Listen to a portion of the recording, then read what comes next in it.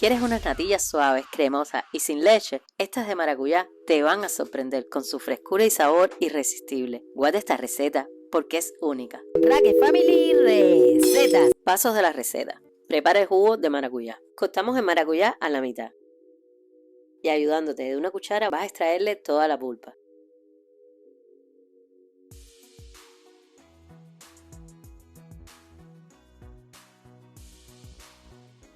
Licúala y cuélala para obtener el jugo sin semillas.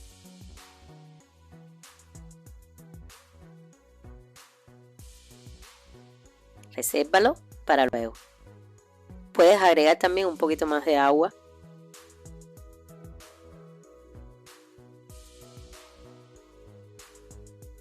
Ahora mezclamos los ingredientes. En una olla agrega una parte del jugo de maracuyá y disuelve bien la maicena.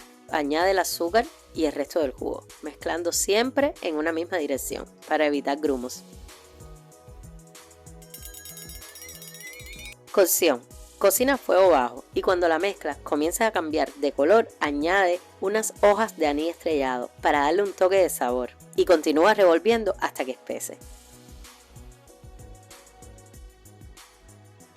Retira las hojas de anís, saca del fuego y rellena las mitades vacías de maracuyá, usándolas como vasitos.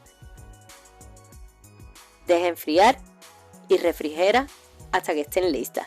Y listo, unas natillas de maracuyá sin leche, servidas de manera original y deliciosas, a que se ven irresistibles.